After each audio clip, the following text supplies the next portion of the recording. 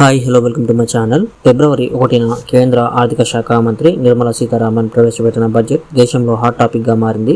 ఆమె ఇప్పుడు మధ్యతరగతి ప్రజలను టార్గెట్ గా చేసుకొని ఈ బడ్జెట్ ను ప్రవేశపెట్టారు.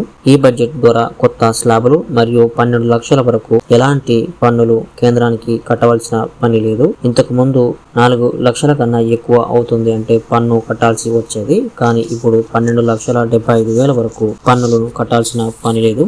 అలాగే ఈ బడ్జెట్ లో రైతుల కోసం కొత్త పథకాలతో పాటుగా ఉన్న పథకాల రుణ పరిమితిని పెంచింది. అవేంటో ఈ వీడియోలో అయితే తెలుసుకుందాం. మీరు కనుక మన ఛానల్ కి కొత్తగా వచ్చినట్లయితే వెంటనే సబ్స్క్రైబ్ చేసుకోండి. అలాగే ఈ వీడియోకి లైక్ చేయడం మాత్రం మర్చిపోకండి. ఇక వీడియోలోకి వెళ్ళినట్లయితే రైతులకు కేంద్ర ప్రభుత్వం వడ్డీ లేకుండా రుణాలు తీసుకోవడానికి ఇంతకు ముందు రుణం 3 లక్షల వరకు మాత్రమే ఉండేది. ఇప్పుడు ఆ రుణ పరిమితిని 5 లక్షల వరకు పెంచుతూ నిర్ణయం తీసుకుంది. ఇది కేవలం కేసీసీ ద్వారా మాత్రమే తీసుకోవచ్చు. ప్రధానమంత్రి కిసాన్ క్రెడిట్ కార్డు ద్వారా ఇంతకు ముందు రుణాలు తీసుకోవాలి అంటే 3 లక్షల వరకు మాత్రమే తీసుకునే వెసులుబాటు ఉండేది. కానీ ఈ బడ్జెట్ ద్వారా ఆ రుణ పరిమితిని 3 లక్షల నుండి 5 లక్షల వరకు పెంచుతూ కేంద్రం నిర్ణయం తీసుకుంది. అలాగే రుణాన్ని సకాలంలో చెల్లిస్తే, ఫర్ ఎగ్జాంపుల్ మీరు 12 నెలలకు గాను ₹1,00,000 లోన్ తీసుకున్నట్టయితే ఆ 12 నెలల్లో ఆ ₹1,00,000 చెల్లిస్తే మీరు నెక్స్ట్ టైం తీసుకునే లోన్ లో మీకు 0 వడ్డీని కల్పిస్తూ 3% సబ్సిడీ అయితే తో పాటు కేంద్ర ప్రభుత్వం అందించనుంది. ఒకవేళ మీరు సకాలంలో రుణాన్ని చెల్లించకుంటే కేవలం 3% సబ్సిడీతో మాత్రమే మీకు రుణాలు అందడం జరుగుతుంది. మిగతా